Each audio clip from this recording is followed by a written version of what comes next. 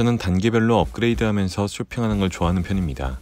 시계도 마찬가지인데 다이버 시계의 경우는 이름 모를 중국산 시계로 시작해서 오리스 아퀴스를 거치고 제 기준 다이버워치 끝판왕인 다이버 300까지 왔습니다. 이렇게 끝판왕을 깼다고 생각되면 다른 장르의 시계로 넘어가는데 요즘 제가 큰 관심을 보이는 시계 장르는 사각시계입니다. 사각시계가 익숙하지는 않아도 꽤 많은 종류가 있습니다. 형태에 따라서 정사각형 시계와 직사각형 시계로 구분할 수가 있겠고 장르로 구분해봐도 원형시계 못지않게 다양한 장르를 만날 수 있습니다. 근데 아마 들으면서 생각하셨겠지만 여러가지 측면에서 사각시계는 구매로 이어지기가 어렵습니다. 종류가 많다고는 했어도 선택폭이 상당히 좁고 내가 좋아하는 브랜드에서는 사각시계를 만들지 않기도 합니다. 있다 해도 뭔가 좀 아쉬운 면들이 분명히 있고요. 특히 가격대를 좀 낮춰본다면 선택지가 사실상 없는 상태이기도 합니다. 이 와중에 틈새 시장을 잘 공략하는 브랜드가 있습니다. 바리오인데요. 트렌치 시계를 발표하면서 깔끔한 빈티지풍의 시계 그리고 분트 스트랩에 잘 어울리는 시계를 통해서 시계 팬들에게 어필했던 브랜드입니다. 그리고 이 공략은 꽤 성공적이었고요. 바리오가 이번에도 틈새 시장을 공략했습니다. 자, 오늘 살펴볼 시계는 말 그대로 대안이 없는 시계. 이 시계가 아니면 이런 조건에서 이런 시계는 살 수가 없습니다. 사각 양면 드레스워치 바리오 벌사입니다. 오늘은 미리 결론을 말씀드리려고 하는데요. 일단 이 시계는 사야 합니다. 단점들이 좀 있기는 한데 시계의 완성도가 이 시계에서는 크게 중요하지 않을 수가 있습니다. 이런 시계를 찾는 분들에게는 정말 대안이 없기 때문인데요. 크기가 작은 사각 드레스워치, 게다가 양면 시계, 심지어는 100만원 이하의 시계는 종류 자체가 없을 뿐더러 있다 한들 예산 문제가 생기거나 판매처가 불분명하거나 디자인이 좀 심각한 상황입니다. 벌사는 이런 상황을 일부 해결할 수 있는 재미있는 모델입니다. 자세히 살펴보도록 하죠. 스펙부터 살펴봅니다. 글로 적힌 스펙만 보면 여느 드레스워치와의 차이를 찾기는 어렵습니다. 방수 성능이나 야광의 강점이 있는 것도 아니고 무브먼트도 쿼츠를 사용하고 있죠. 그래도 4가지의 강력한 기성이 있는데요. 작은 사이즈와 회전 가능한 양면 다이얼, 또 2개의 무브먼트, 그리고 가격이 그것입니다. 남성 시계로 생각하면 사이즈가 무척 작습니다. 러그 투 러그를 포함해도 굉장히 평균적인 제 손목 안에 들어오게 되고요. 여성 시계라고 해도 무리가 없을 정도입니다. 요즘은 작은 시계가 인기를 끌고 있기도 하고 드레스워치는 좀 작아야 제맛이 나기도 하니까 좋은 선택이 될 수 있을 겁니다. 가격은 공식 홈페이지 기준 55만원대고요. 관부가세까지 계산하면 60만원대 중후반이 될 겁니다. 2개의 시계를 가질 수 있고 누차 말씀드린 것처럼 이 가격대에서는 이런 스타일의 시계가 애초에 없으니까 상당히 메리트 있는 가격입니다. 다이얼과 무브먼트는 차차 이야기해보도록 하죠. 케이스의 측면은 무광, 모서리 부는 유광으로 처리되어 있습니다. 적당히 반짝거리고 적당히 고급스럽습니다. 측면부가 무광인 건 장점인데요. 디자인적으로도 좋고 용도가 위쪽에 숨겨져 있기 때문에 흠집에 취약한 측면을 보호하는 역할도 합니다. 시계의 모든 모서리는 둥근 마감이 되어 있는데 좋은 마감을 보여주고 있고요. 양 측면에 있는 동그라미들은 회전축입니다. 숨겨져 있으면 좋았겠다고 생각을 했었지만 공정이나 수리의 편의성을 위한 장치겠고 크게 나빠 보이진 않죠. 안쪽으로 들어오면 다이얼이 있습니다.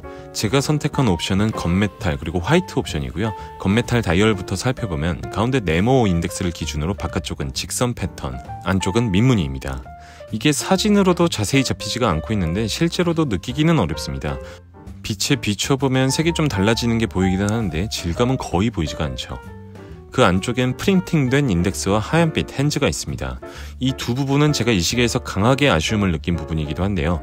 전반적인 시계의 인상에 비해서 좀 가볍고 완성도가 떨어진다는 느낌을 줍니다. 아무래도 비용 문제가 있었을 것 같은데 숫자 인덱스 정도는 부착식 같은 걸 사용해서 시선 분산을 시키는 등의 방법이 있었을 것 같습니다. 핸즈도 칠을 한 것으로 보이는데요. 확대해보면 마감이 좀 아쉬운 부분들이 있습니다. 인덱스는 그다지 신경 쓰이지는 않았는데 핸즈는 한번 눈에 들어오면 혼자 튀어 보이는 등 약간 거슬리는 게 있습니다. 베젤부에는 나사들이 있는데요. 케이스백이 존재할 수 없으니까 나사로 마감을 했습니다. 여기서부터는 무브먼트 이야기가 필요하니까 뒤에서 다시 다루도록 하겠습니다. 반대쪽에는 화이트 다이얼이 있습니다. 다이얼 소재는 에나멜이라고 소개되고 있는데 약간 펄 다이얼 같기도 하고 아크릴 같기도 합니다. 이런 소재는 잘못 사용하면 싼티가 나는데 적어도 육안으로는 더 선명한 하얀색을 잘 표현하고 있습니다. 건메탈부와는 약간 다른 디자인으로 된 인덱스는 역시 프린팅되어 있고요. 아무래도 양이 적은 데다가 사이즈가 작아서 여기는 그렇게 눈에 들어오는 문제는 없었습니다. 블루 핸즈 역시 칠한 것으로 느껴지는데요. 마감이 뛰어나다고 할 수는 없지만 화이트 핸즈에 비하면 양호한 편입니다.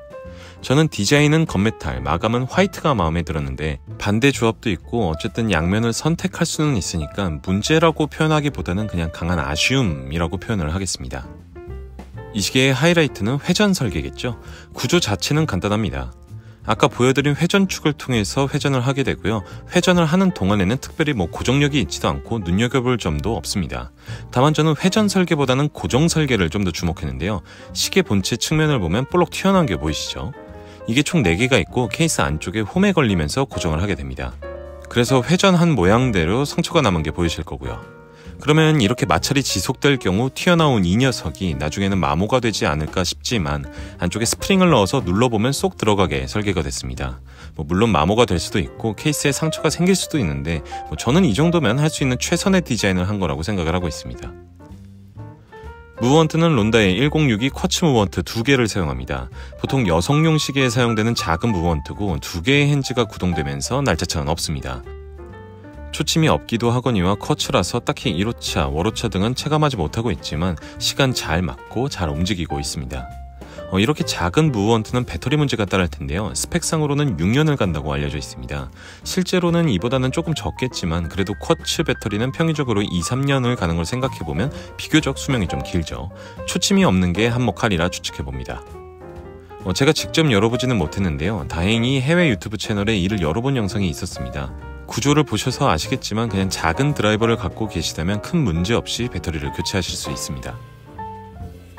앞서 말씀드린 것처럼 2개의 무브먼트를 사용하고 있습니다. 그래서 양면 모두 12시 방향의 용도를 숨겨놨고요. 정면에서 보면 크게 눈에 들어오진 않습니다. 케이스를 돌리면서 보면 용도 크기가 꽤나 큰 걸 확인할 수가 있고요. 푸쉬 형태의 용도입니다. 용도가 뽑혔나 싶을 정도로 얕게 뽑히는데 날짜창이 없는 쿼츠 무브먼트라서 사용 빈도가 높지는 않으니까 불편함은 전혀 없었습니다. 대신 상황인지라 두께가 좀 있습니다. 12mm인데요.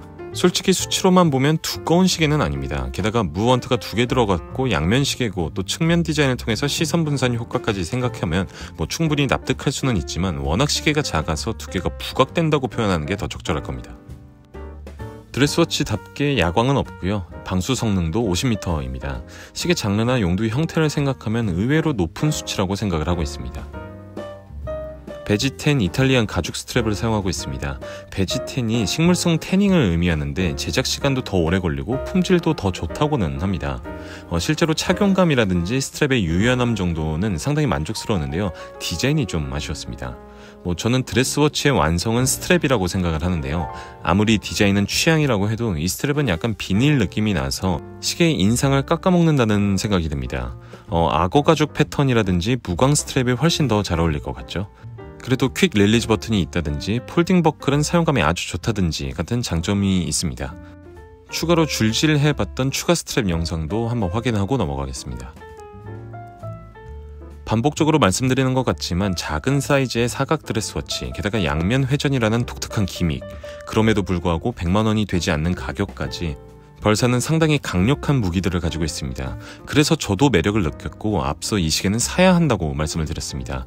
충분히 시장 경쟁력을 가지고 있다고 봅니다. 단 이런 시계를 찾는 사람들에게만이라는 전제 조건이 붙습니다. 결국 이 시계는 양면 사각 드레스워치의 맛만 보여주고 있다는 결론이 내려집니다. 조금 더 진지하게 접근하려면 적어도 보여지는 부분들에 신경을 더 써야 할 겁니다. 대안이 없으니 사야 한다는 결론은 이 시계의 한계를 나타내기도 합니다. 만약 대안이 생긴다면 이 자리가 위험해질 수도 있겠죠. 공략을 잘하기도 했었고 바리오가 분명히 발전 가능성이 있는 브랜드니까 조금만 노력을 더 해줬으면 좋겠습니다. 저는 바리오가 이 자리를 잘 지켰으면 좋겠습니다. 자, 그럼 저는 더 좋은 영상으로 찾아오겠습니다. 감사합니다.